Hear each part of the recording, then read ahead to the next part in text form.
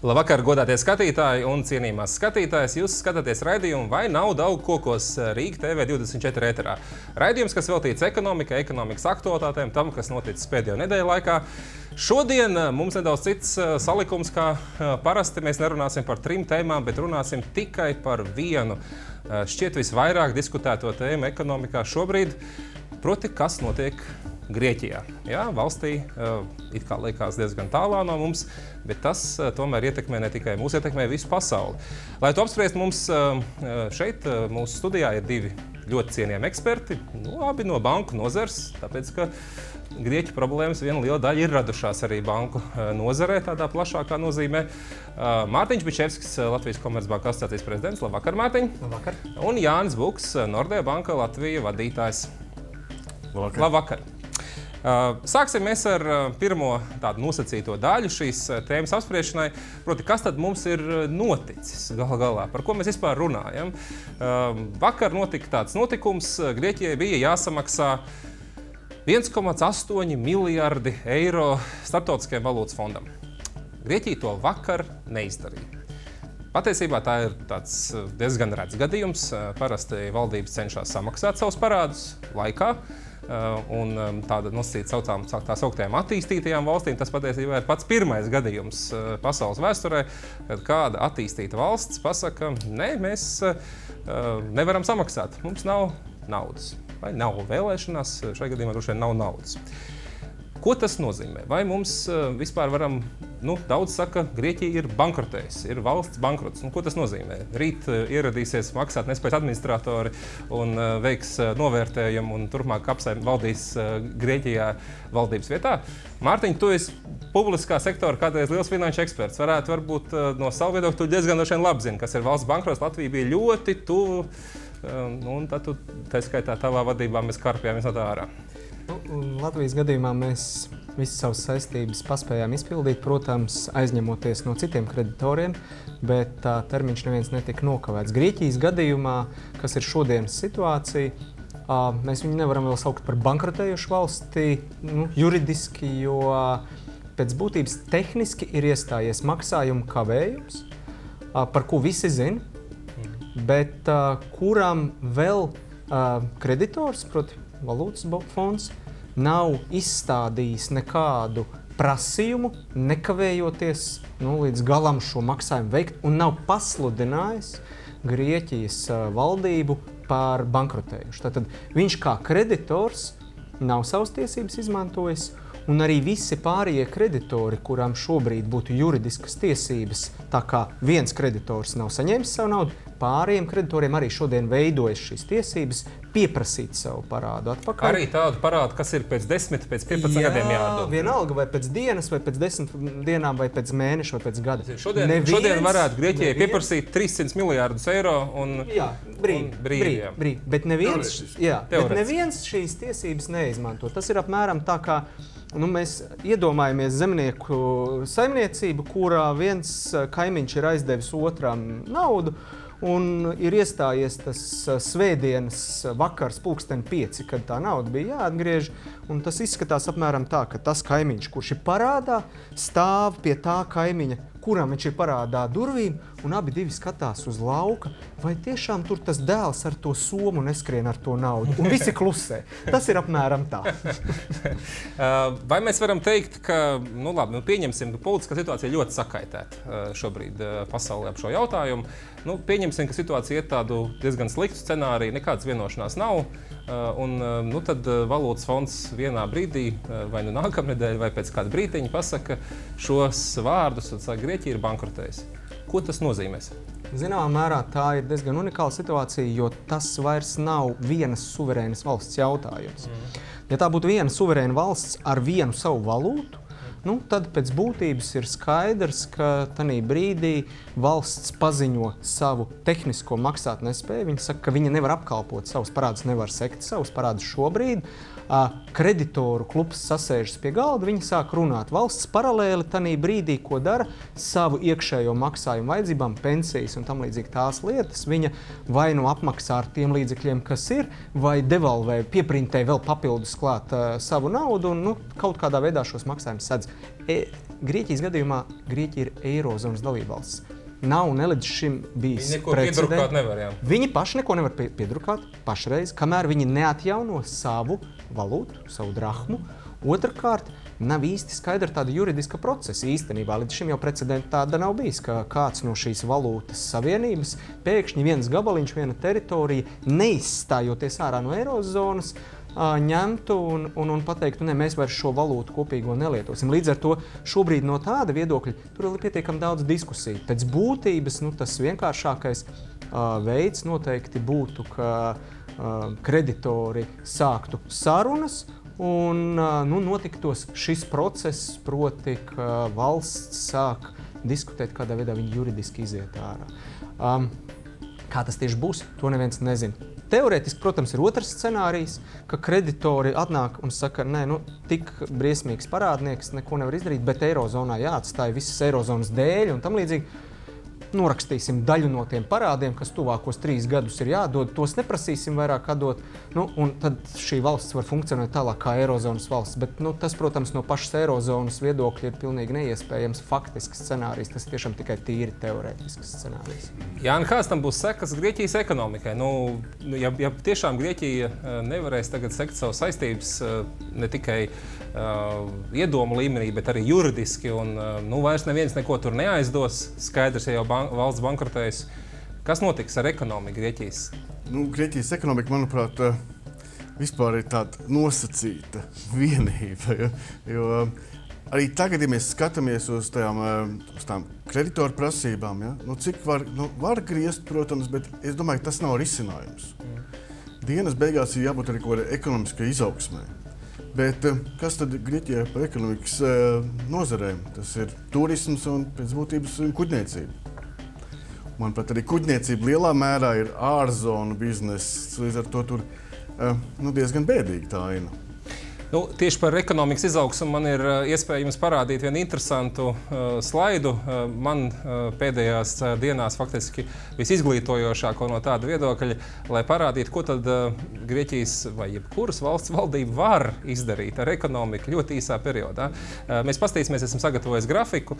Un grafiks rāda, kā tad Grieķijā ir audzis iekšzemes koprodukts pēdējo gadu laikā. Jūs atceraties, krīze bija ļoti dziļa un tiešām kritās katru ceturksni ekonomika līdz pat 2014. Gada sākumam, pirms 1 gada, kad beidzot tas reformas sāka nest kaut kādus augļus, Grieķija bija tā kā atdūrusies kaut kādā līmenī, kur tad viņi reāli var sniegt, un ekonomika sāka augt, un principā gads pret gadu Grieķijas ekonomika 14. gadā auga par 1,2% no iekšzemes koprodukta.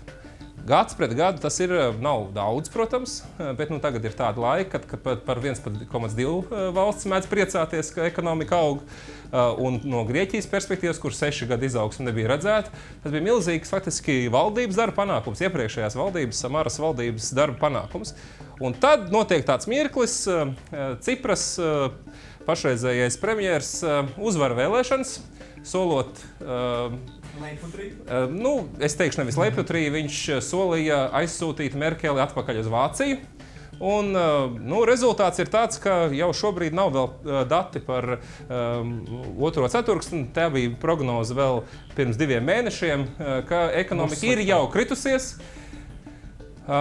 Jūsu prognoze droši vien, ka ekonomika kritusies vēl straujāk pēdējo nedēļu ietekmē banku sektoram faktiski stāvot aizvērtam.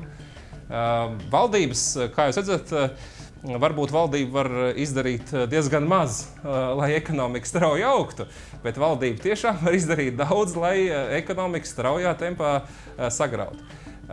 Vai šī ir kāda mācība plašākā kontekstā, kā jums šķiet? Jāni? Šī viennozīmīgi ir, es teiktu, mācību grāmatās liekama mācība. Kad populisti vai es pat teiktu komunisti nāk pie varas, kas notiek ar ekonomiku? Jā, kā saka, Ļeņina idejas dzīvo un uzvar, bet nepārāk uzvar, drīzāk zaudē. Ja? Droši vien, ka tā lielākā problēma, ko mēs šobrīd ļoti labi vizuāli redzam, ir tā, ka kreisas politikas viens no lielākajiem uzstādījumiem ir pārdalīt nēsošas vērtības.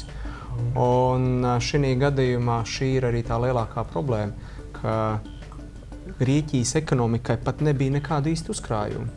Ko tieši pārdalīt? Ir viena lieta, ka labējie uzkrāja vērtības zināmas, un tad ir kaut kāds laiks, kad kreisie tomēr spēj nākt pie varas, drusku vaļīgāk palaist budžeta grožus, kā saka, patērēt to naudu, kura ir iespējams uzkrāt. Bet šajā gadījumā... Vai arī nākotnes naudu, jā, nākotnes kas ir ārkārtīgi populāri kreisajiem. Bet šajā gadījumā Grieķi bija pie situācijas, kur nebija ne nākotnes, ne pagātnes nauda. Nekā nebija. Bija tikai ļoti, ļoti liela parādi, kuri jau paši par sevi, kā jau Jānis iepriekš teica, šobrīd ir tik liela, ka tā pati ekonomikas struktūra nekādīgi neliecina, ka viņa ir reāli ilgtspējīga. Un tas, manuprāt, ir viens no tiem būtiskākajiem arī jautājumiem, ko mēs vispār šobrīd redzam.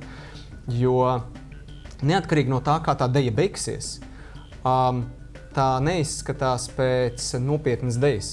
Tā ir tāda mistiska gurnu gorīšana, kurai var izskaidrot, kad visiem gribās pēc iespējas ātrāk no tās karstās deju zāles tikt ārā atvaļinājumā, svaigā gaisā pie jūras. Un nedod Dievs, visi ieplānotie jūlija, augusta atvaļinājumi tagad izplēnēs pie Grieķijas krīzes risināšanas. Un tāpēc visi ārkārtīgi cerīgi gaida uz grieķu tautu, kas pēc nedēļas iespējami nobalsos, ka vispār jau grieķu valdībai nav taisnība un viņu solījumi vēlēšanu rezultātā it kā pildāmies solījumi, ka nedrīkst tik stingru fiskālo politiku, varētu netikt pildīt, un tad to ātri varētu kaut kā šobrīd nokopt, uz kādu laiku atlikt, un tad rudenī atkal domāsim, jo ir skaidrs, ka pat ekonomika, diemžēl, neperformē, lai to varētu tā izdarīt. Tā tas šobrīd izskatās. Jā, mūsu eksperti mums ir, ja mēs pārunājām, pat kā pirmo daļu nobeidzot, un noskaidrojām, ka Grieķijas ekonomika vēl it kā nav bankrotējusi juridiski, bet faktiski laikam ir. De facto ir, un tas, ko mēs tagad redzēsim, uz priekšu tas tā turpināsies, visdrīzāk būs kaut kas pilnīgi jauns. Pasaules vēsturē nebijis. Eirozonas valstī radot jaunas grūtības. No tādiem neatkarīgiem vērotājiem būtu droši vien viegli to teikt, bet paskatīties, iegādāties popkornu, atlaisties un skatīties, kas ar Grieķiju notiek. Bet, diemžēl, mēs esam arī dalībnieki visā šajā spēlē, esot arī Eirozonas valsts. Un mēs pāriesim varbūt pie otras daļas mūsu sarunai par Grieķiju. Un jautājums ir, kas tad tagad būs tālāk? Mēs esam pēdējās 2 dienās redzējuši intensīvu, aktīvu kustību, mēģinājumu kaut ko saglabāt. Un es jums vienkārši parādīšu, kāpēc tas problēmas asums. Man ir daži slaidi, tikai ilustrācija par to, kas tad ir noticis un kas tagad notiks. Ja? Un tas pirmais, kas mums ir, es jums atgādināšu, ja, šis ir jūnija mēnesis, kuru mēs esam tagad pārdzīvojuši, pretizībā, dēļ kuru mēs esam bankrotējuši, bet nekas nebeidzas. Grieķijai ir pienākumi maksāt parādzīmes gan jūlija mēnesī, gan augusta mēnesī, septembra mēnesī, un šīs saistības kopumā ir diezgan daudz. Ja mēs paskatāmies visa gada griezumā, tad varbūt tikai vasara, ja, kā tas ir jāmaksā, tad visa gada griezumā mums kopumā izveidojas vēl ir jāsamaksā 12 miljārdi eiro parāds, kas ir ļoti daudz dažādu aizdevēju, kur tad būtu jāsedz tuvākā laikā. Ko Grieķijas valdība ir piedāvājusi? Vakar viņa piedāvāja plānu, šodien precizēja, atsūtīja jaunu vēstuli, kur principā pasaka gandrīz to pašu. Viņa saka, jauns plāns, viss būs pilnīgi citādāk. Un jaunais plāns sastāv no 3 punktiem. Pirmais punkts - Eiropas Savienība aizdod Grieķijai vēl, precīzi sakot, 29,1 miljārdu eiro, 30 miljārdus. Uz 2 gadiem tikai, lai sektu šīs saistības 2 gadu laikā veidojās. Un tad, savukārt šajā laikā, šo 2 gadu laikā, esošais parāds, kas ir Grieķijai pret Eiropas Savienību, tiek, tas ir ļoti labs tāds vārds, restruktūrēts. Proti daļa no parāda tiek dzēsts. Un pēc 2 gadiem Grieķijas valdība uzskata, ka viņa būs tāda, ka viņa varēs aizņemties šo naudu atkal brīvā tirgū, viņai kāds aizdos. Šī ir daļa no plāna, un otra daļa viņi pasaka, ka viņi varētu pildīt to, ko viņi pateica, ka viņi nepildīs. Ar tur kādām 10, 11 atrunām, bet principā pildīt to, ko viņi piekdien pateica, ka nekādā gadījumā nepildīs, ka tas ir aizdevēja diktāts draudz demokrātijai. Un tomēr viņi to pildīs. Viņi tomēr pildīs, bet ne gluži pilnībā, bet par to viņiem vajag 30 miljārdus. Vai šis ir ceļš, pa kuru galu galā visi mēs aiziesim, kā Eirozonas dalībvalstī, skaitā Latvija, vai nē? Mārtiņ. Es domāju, ka šobrīd visu kreditoru uzvedība liecina, ka viņi apmēram šai virzienā cer aiziet. Proti radīt teorētiski iespējamu programmu, kas vispār kaut cik var radīt kaut kādu jēdzīgu modeli Grieķijas, sabiedrības pārvaldē un ekonomikas struktūras veidošanai, paralēli neradot precedentu, ka vienkārši parādus var nemaksāt. Vismaz formāli. Kaut gan mēs reāli redzam, ka Grieķijas ekonomika šobrīd joprojām nevar tik milzīgu parādu īsti pavilkt, un tas nav ilgtspējīgs un nepavelti. Eiropa pati sev ir noteikusi fiskālos kritērijus, kas paredz, ka valsts parādam ir jābūt mazākam par 60% no iekšzemes koprodukta. Grieķijas gadījumā tie 140. Un Grieķijas gadījumā tas ir diva pus reizi lielāks un aug. Tātad tas, ko mēs saprotam šobrīd, zinām mērā, tā ir fikcija, bet viņa ir politiska fikcija, tāpat kā viss Grieķijas projekts, kā viņas uzņemšana Eiropas Savienībā un uzņemšana Eirozonā, tas viss ir politisks lēmums, lai neietekmētu fundamentāli pārējās Eiropas Savienības Eirozonas dalībvalstis un neļautu tām nekādā veidā un to valdībām un to iedzīvotājiem sāk domāt, ka tas ir pareizais ceļš un pareizais veids, vienkārši nobalsot par tiem, kas sola nemaksāt, un tad nemaksāt. Tātad šajā gadījumā tas ir tas pats lielākais risks, ko Eiropas Savienība, kā viens no lielākajiem kreditoriem, mēģina novērst. Tai pašā laikā domāju, ka mēs esam visi ļoti, ļoti tuvu situācijai, kad beidzot tomēr ir jāsaņemās un pašiem uz sevi spogulī jāpaskatās. Vai pašai Eiropas Savienībai šī īpatnējā dīvainā spēle dienas beigās nāk par labu? Jāni, tas nozīmē, mums ir jāgatavojas, tā skaitā mums, kā Eirozonas dalībvalstī, Eiropas Savienības dalībvalstī, pat vēl vakar prezidējošai valstī, ir jāgatavojas, ka Grieķu parāds daļēji, bet tiks norakstīts, aizmirsts. Es domāju, ka neviens nav tā ļoti dedzīgs norakstīt. Šis ir vairāk ne ekonomisks jautājums, bet politisks. Absolūti un tikai politisks jautājums. Kā politiķi lems, tā droši vien arī būs. Bet tam ir arī ekonomiskas sekas. Ja mēs skatāmies uz to, kāda ir aizņemties un dzīvot uz parādu, jau nav slikti. Valsts var aizņemties. Svarīgi ir, lai valsts spētu apkalpot šo parādu. Jā. Grieķija, diemžēl, nav spējīga apkalpot savus saistības. Nekādā veidā. Es domāju, arī 100 miljardus. Nē. Es ļoti, ļoti apšaubu to. Es domāju, ka neviens nenorakstīs parādu, bet neviens arī patiesībā sirdsdziļumos necer, ka kādreiz kaut kas tiks atmaksāts. Tad mums mēs formāli, lai Vācijas valdība un Latvijas valdība un Somijas valdība un daudz citas valdības varētu droši sirdi teikt saviem vēlētājiem, nē, mēs Grieķiem neesam neko atdevuši. Mēs esam aizdevuši uz 50 gadiem, un visa naudas summa ir jāatdod pēc 50 gadiem pēdējā dienā ar visiem procentiem. Tas ir tas viens scenārijs, kuru šobrīd visi tā kā cer, ka viņš vēl kādu brīdi turpināsies. Un droši vien, ka tas ir vienkārši brīdis, kad gaida, kad mēs pati kā Eiropas Savienība būsim gatava beidzot daudz nopietnāk ieviest tos likumus, uz kuriem mēs to Eiropas Savienību un Eirozonu esam uzbūvējuši. Proti, patiesi tos, kas nekādā veidā negrib pildīt savas saistības un šos likumus, izlikt ārpus Eirozonas, tādējādi pašu Eirozonu padarot stiprāku. Tas, manuprāt, ir tas īstenais scenārijs, uz kuru droši vien klusībā ļoti daudzas Eirozonas valstis vēlētos aiziet. Tikai jautājums ir, vai viņas patiešām tam šobrīd jau ir pietiekami gatavas un visus tos apakšscenārijus izstrādājuši. Ekonomiski pati Grieķija šobrīd ir ar nelielu ietekmi Eirozonā, 2% no kopējā ekonomikas apjomu. Tas nav nozīmīgs apjoms, un pa pēdējiem 3 gadiem arī privātais sektors jau ir pietiekami minimāli palicis iesaistīts Grieķijas parāda apkalpošanā. Līdz ar to tādas būtiskas konsekvences no tā nebūs. Drīzāk ir jāskatās, kā palīdzēt ekonomiski saistītām valstīm, kā varbūt Bulgārija, Kipra, kurām ir lielāka ekonomiskā saikne kā kaimiņu valstīm ar Grieķiju, gan starp uzņēmējiem veiktajos darījumos, gan bankām, kuras vienā vai otrā pusē atrodas.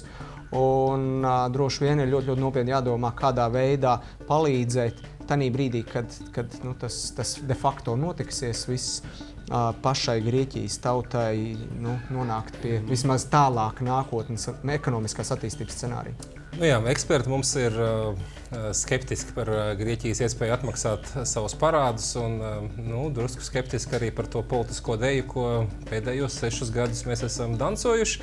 Un man vienkārši atgādina vienu tādu interesantu kādreizēju franču prezidenta Žaka Širaka ierosinājumu, ka ir vajadzīga 2 ātruma Eiropa. Un toreiz mēs Latvijā ļoti no šī baidījāmies, jo domājam, ka mēs būsim tie, kam ir tas zemais ātrums, kas kur tālu netiks. Tagad mēs domājam, ka mums ir jābūt tajā grupā ar ātro ātrumu, un tad tiem Grieķiem kaut kur ir jāpaliek ārā. Pāriesim pie 3. pēdējās mūsu raidījuma daļas, un jārunā ir par vienu lietu, kas ir daudz Latvijā tagad runāt, un patiesībā runāt ļoti vienveidīgi.